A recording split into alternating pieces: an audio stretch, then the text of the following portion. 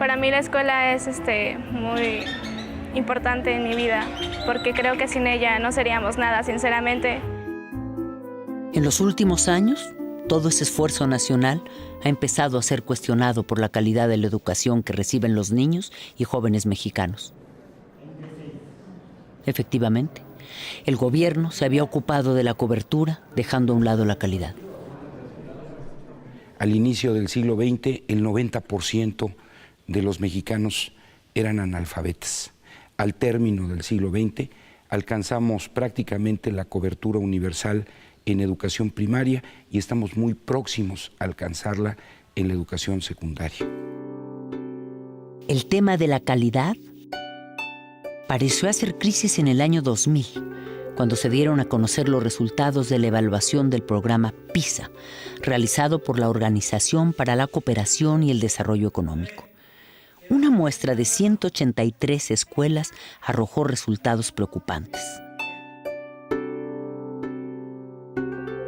Sin embargo, en el examen PISA 2009, realizado a alumnos de 15 años, de acuerdo a los resultados y respecto a los países latinoamericanos, en lectura, México se encuentra en el mismo nivel que Uruguay, por arriba de Argentina, Brasil, Colombia, Panamá y Perú, así como del promedio de América Latina. Sin embargo, su media es inferior a la de Chile. En ciencias, México tiene un desempeño superior al promedio de América Latina.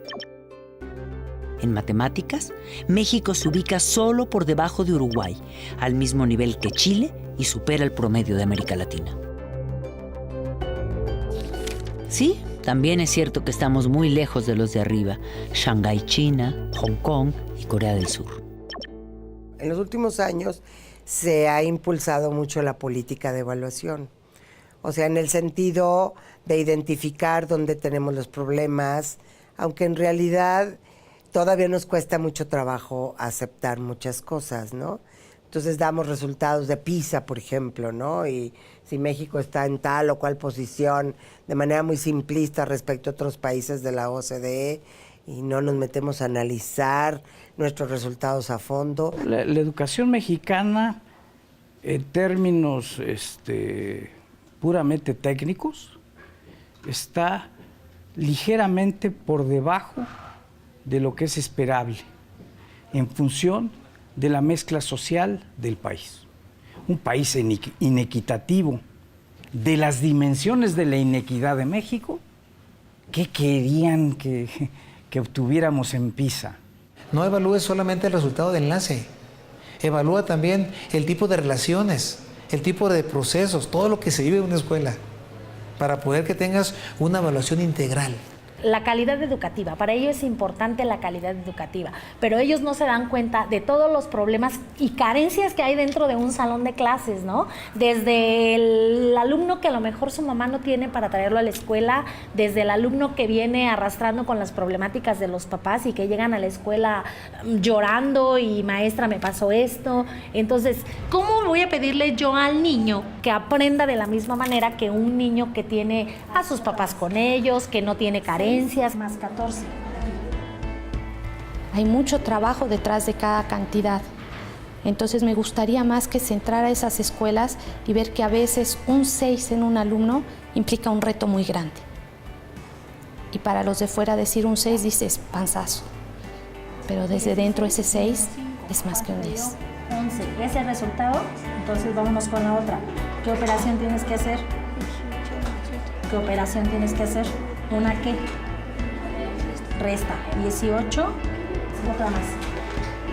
6 más 14.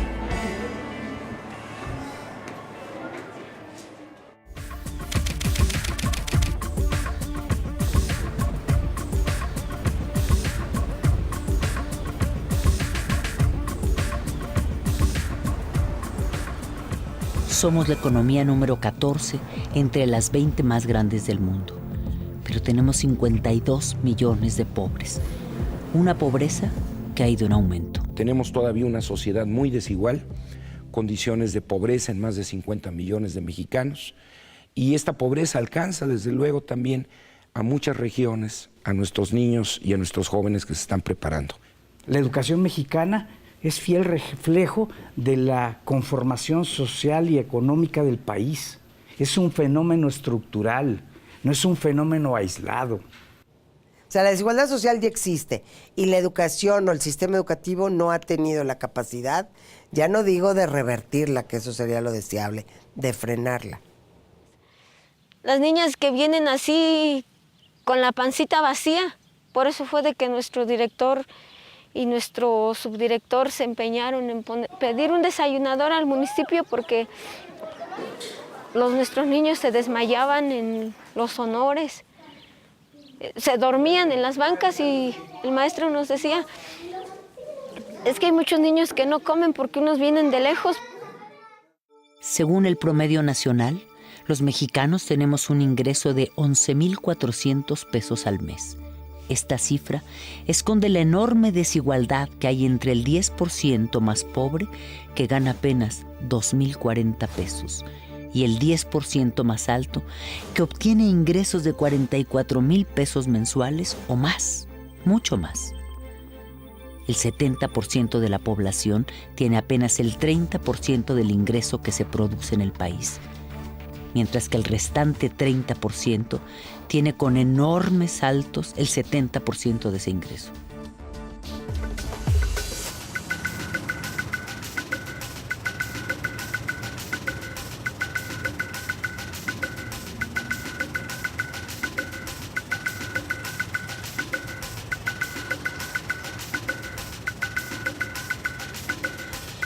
De acuerdo al Instituto Nacional de Estadística y Geografía, el INEGI, de nuestra población económicamente activa, un 29%, 14 millones de personas, trabaja en la economía informal.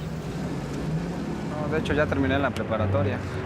Yo siento que no tuve beneficio alguno, porque pues sigo aquí todavía. Yo pensaba que a lo mejor era más fácil conseguir algún trabajo, pero no hay nada. He buscado a ver de qué encuentro. Por ejemplo, he sido chalán de albañil, he trabajado en tortillerías, imprentas, y no, es poco el trabajo.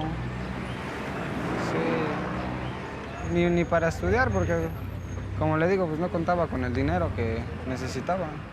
Poco más de 45% de la población de 15 a 19 años de edad no estudia. La segunda cifra más alta entre países de la OCDE. Para estudiar pues tiene uno que tener los recursos, ¿no? Y las posibilidades, cosa de que muchos no tenemos. Dejé de estudiar porque pues necesitaba trabajar también, ¿no? Pues porque no, yo estaba estudiando pero pues ya no y pues es muy difícil, ¿no? Yo terminé la secundaria y esperé un año para entrar a la prepa y en ese año estaba buscando trabajo como técnico en contabilidad y bien poquito acá. Y como le digo, no, nada de prestaciones, nada de eso, nada. ¿No? Mucha gente que cree que prefiere decir, no, pues mejor me voy a la calle a vender dulces, ¿no?